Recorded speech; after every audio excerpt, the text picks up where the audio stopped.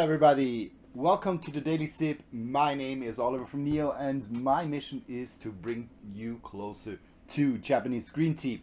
And now I started this session. The reason of this session is that every day, each morning, I drink my green tea. And instead of just drinking it for myself, I said to myself, why shouldn't I just do a program where I say, this is my daily sip, this is the morning where I drink my green tea, and I just explain you a little bit around the green tea I'm drinking, why I'm in the mood for drinking exactly this tea, and why I have chosen it.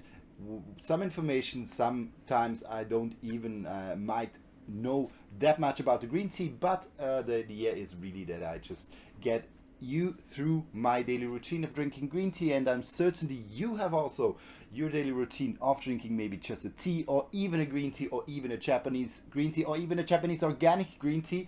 But the idea is really that we share a little bit our thoughts, what we had this morning. So the daily sip of today is a tea which is coming from the south of Japan, and it is a Fukamushi style tea, which I just recently received. So this is exactly an example where I don't have too much information yet from the farmer.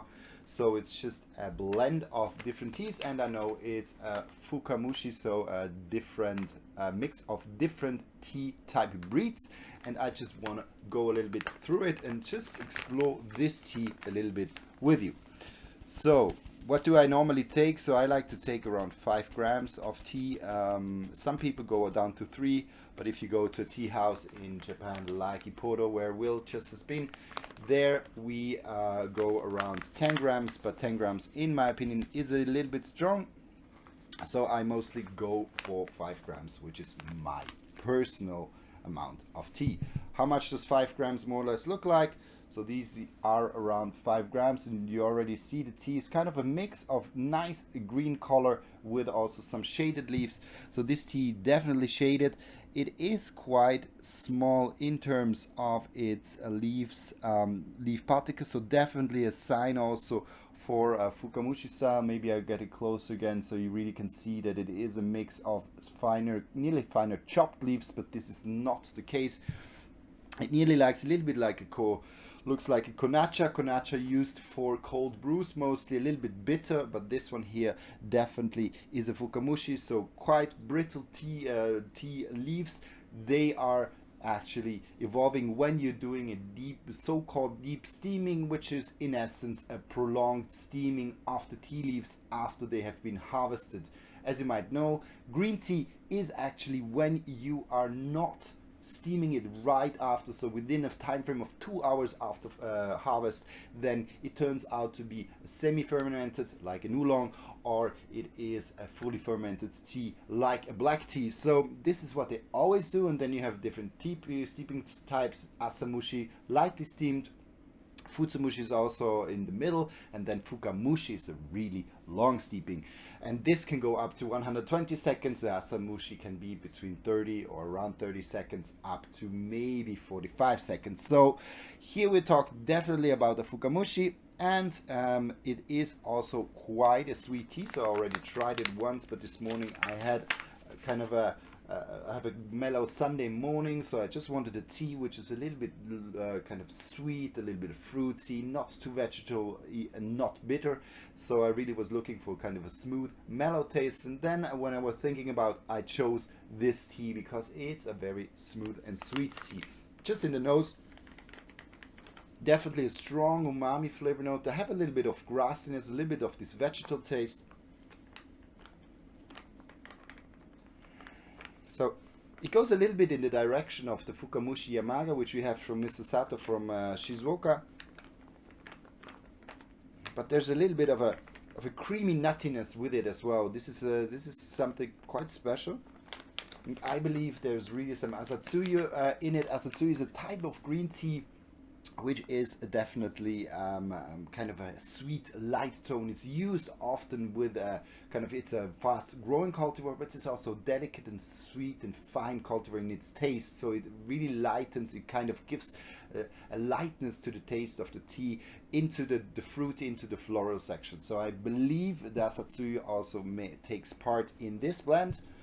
So I will just then take the tea leaves, put them in the teapot, I always take my black Kyusu. Maybe it's time I should also take out the red a little bit more, but for this one here I definitely stay with the black one. Here I have 65 degrees, so around 150 Fahrenheit of water temperature, maybe 155. So this is quite a low temperature. I really like the low temperature. I'm mostly going for 60. So most of the time when you see me brewing teas here, it will be around this 140 to 150, because for myself I discovered that then the tea really shows a broad spectrum of taste. My palate is able to absorb all the different, the kind of the bigger spectrum of the tea taste. So and you don't push too much on the acidity or on the astringent side of the tea. That's why I often go for the 65 degrees Celsius or 150 Fahrenheit. Good. Nice is about the Fukamushi, you don't have to leave it in for a long time, so it's very short. 45 seconds is already enough with the Fukamushi, and you will see the color is just impressive of a tea like this. So I just gonna wait for 10 seconds more, and then we are fine, and then I just had my first brew, my first sip of this tea. Good. Now let's pour it in, and you already see this beautiful green color, and this is typical for the Fukamushi.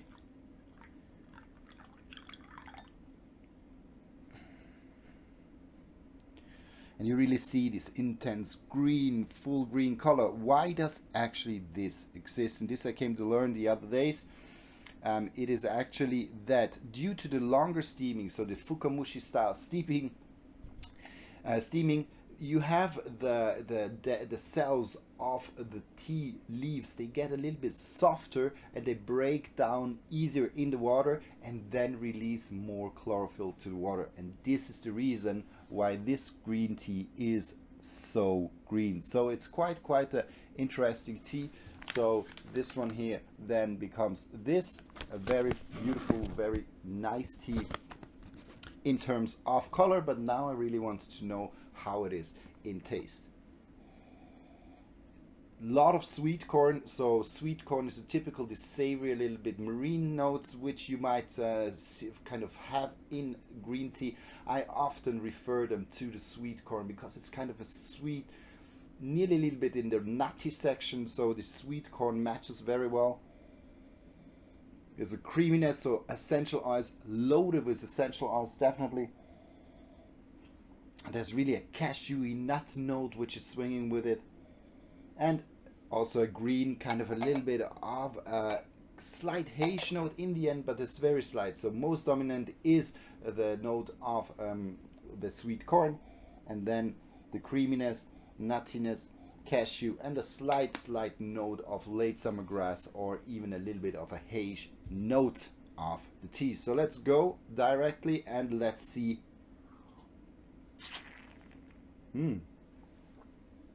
Strong perfume in the beginning, so like it's really surprising how kind of floral, fruity, the very strong fruitiness is kicking in the beginning of the tea, and then it goes over into a smooth, kind of a sweet note. It's not too savory, so it's not too much going into the direction of the gyokuro, so it stays strongly on the sweet and fruity side, and it freshens up in the end. This is very nice, in my opinion.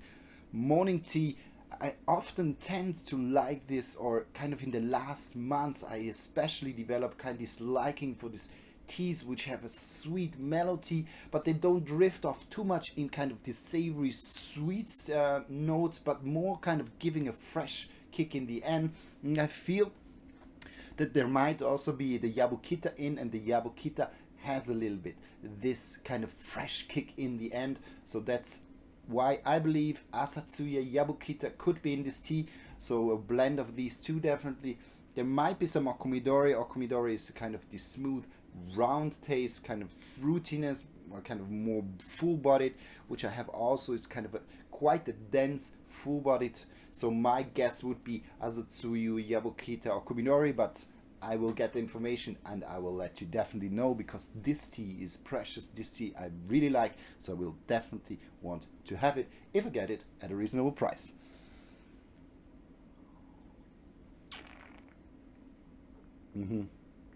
What's also impressive is in the middle I have a lot of fruitiness. And to this fruitiness I have a strong kind of a nutty, almondy, hazelnut, kind of a cashewy nut. So really this typical nut flavor in the middle is really impressive. So this is something which I sometimes had from the Jame Gin, so our the Gyokuro from a Samidori cultivar.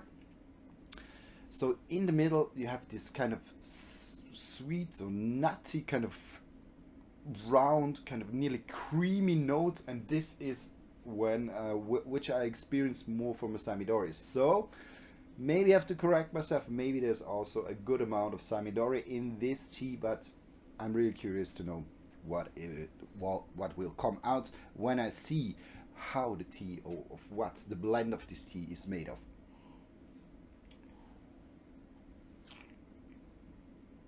Mm. So there's a lot also the essential oils to give really this creamy, nice, full, round, full-bodied taste to the tea. Good, and it's exactly what I wanted this morning. It's like, I think this smooth, mellow creaminess. This is something sometimes also when I have on the weekend, when I have a little bit more time, I just sleep a little bit longer, and I'm a little in this relaxed, not too much on active side. Of my day, so I can go smoothly into the day. Then I like also a little bit this more smooth taste. And if I'm in the week, maybe I go more for Gyokuro if I need kind of a stronger push into the day, or that I want to kind of have this fresh lightness, light taste, to start lighter into my day, have a good mood. Then I'm rather go maybe for a Fukamushi or just a normal regular sencha. But this one here definitely suits my daily mood. And you really see now second steeping is even more intense. This is so impressive with the Fukamushi. That is super green. It's kind of a super green tea, because it's not only green, it's super green. So you really can see it's really thick. So you can even see my finger behind it. So it's really, really kind of well nourished, the water, with this intense, clean, chlorophyll kind of strong color.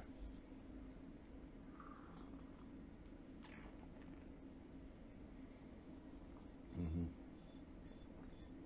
Yeah, definitely a good one. So how does the taste evolve? So I get a little bit more of a savory note now.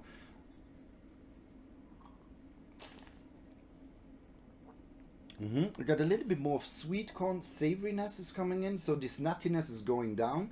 I have a little bit less in the sense, kind of the feeling that there's a strong kind of essential note part, or essential oil note part on in this tea. So I really feel the tea shifting more now into the sweet corn, a little bit floral, a little bit fruity, but also releasing more of the savoriness. So now I'm much more into the savory part of the tea, which is nice. After I had kind of this intense, fruity, kind of nutty, dense feeling, now I appreciated that the tea turns a little bit more in the sweet corn, a little bit more savoriness, because my palate now already absorbed this a little bit stronger taste, and this ready now to go into this. If this would have been the first steeping, maybe it would have been a little bit too strong, but now in the second steeping, I really like it.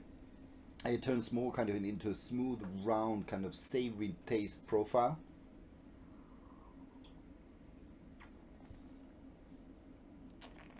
Mm-hmm. Mm. It also has a little bit on the top. It has a little bit of a roasty, slight roasty flavor, which is quite interesting. So it shows a little bit of a kind of a nearly a little bit of a glutaminic, a little bit roasty flavor, which is quite nice, but still very strong on the savory, very strong on this kind of sweet corn, a little bit more uh, kind of umami, kind of playing with the top notes, so top taste, which is the umami, which you don't use too much in the West. It plays very well with this, and it gives a little bit this savory taste profile to the tea. So now I'm really curious how the next steeping will be.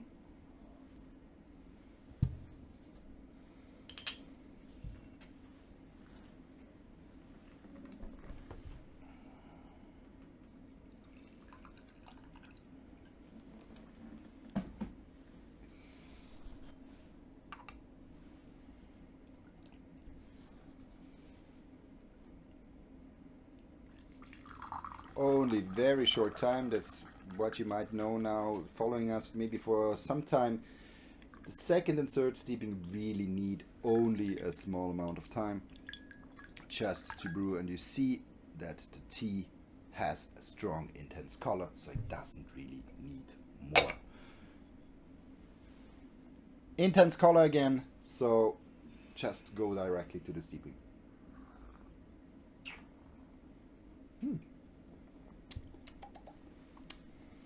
It gets a little bit lighter, but it's not bad, because now the lightness leaves a little bit more taste, more kind of space, so have a little bit of withdrawal of this savory taste note, and now also the lighter sweeter tones coming out have a little bit of a more of a florally sweet kind of jumping note, which is kind of a beautiful lightness to it. So it changes from a kind of a intense creamy nutty flavor profile to more kind of this savory sweet corn profile, now to a lighter, a little bit fruitier taste profile.